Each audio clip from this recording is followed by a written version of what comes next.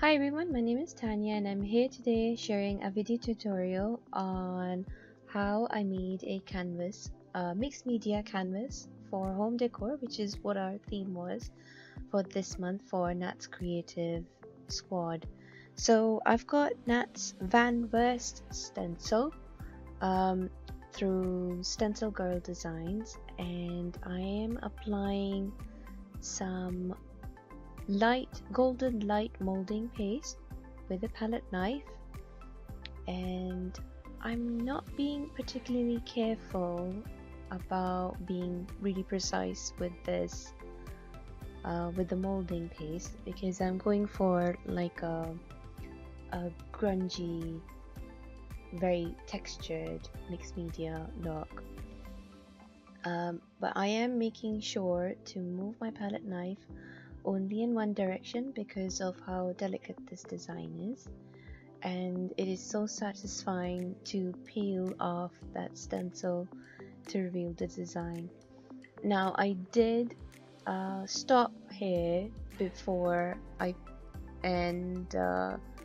went and washed my stencil before resuming, because you don't really want that molding paste to dry into your stencil. It might ruin a design, especially as delicate as this.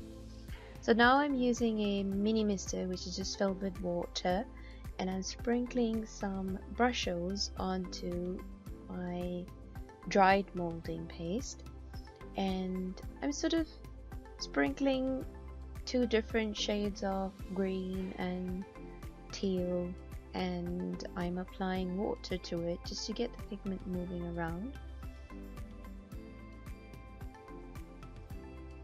And once I'm happy that the pigment has been activated, I'm going to just move the canvas around just to make sure that it is all covered in that beautiful color.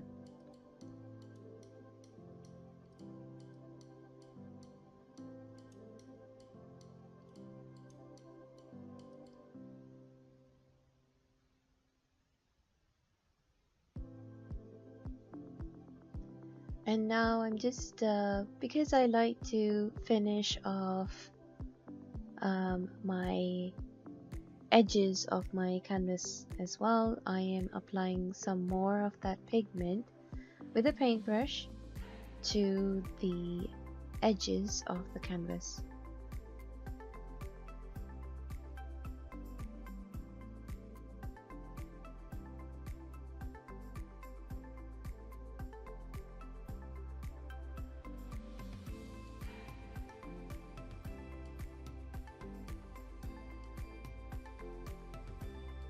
So once I'm happy with how the pigment is laying on the canvas, I am being really careful to dry my canvas completely, because that's really important for the next step.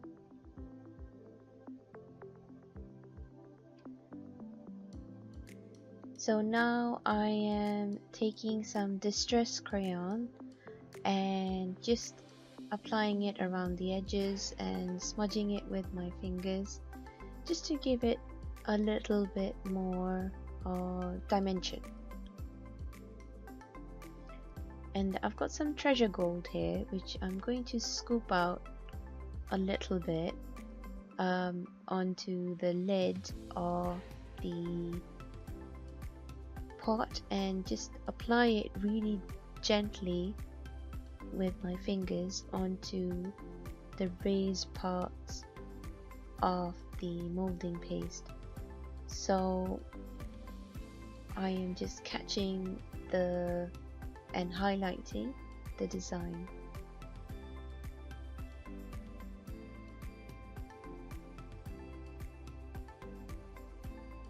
So once I'm happy with my treasure gold, I am taking some cobalt blue acrylic paint and I'm doing a dry brushing technique where I am taking some paint onto my brush and applying most of it onto my cardstock, as you can see, and then lightly just applying the very dry brush onto the canvas.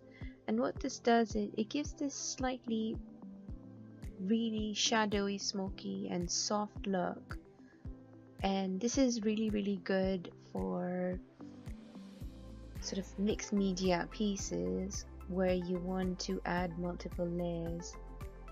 And I really love how that green is still peeking through, but you get these hints of blue as well. So I was going for a sort of copper patina verdigris style effect because I really love texture and I really love the way rust looks. I even have a Pinterest board that's just completely dedicated to rusty effects and texture. So again, I was just making sure to apply the paint onto the edges of the canvas as well, and I wanted to bring back some of that gold that I covered up with the blue. So I am heavily applying the treasure gold onto some parts of the design, and I'm also making sure to apply it on the edges of the canvas as well. So now I'm going to do something where you might think that I am completely destroying the canvas, but there's a method to my madness. So I've just put some water all over the canvas and I'm putting some black Brusho all over and just spreading it around. But before it dries, I'm going to lift it up with a kitchen towel, and this stains the paint and the canvas, and it leaves behind this lovely sort of really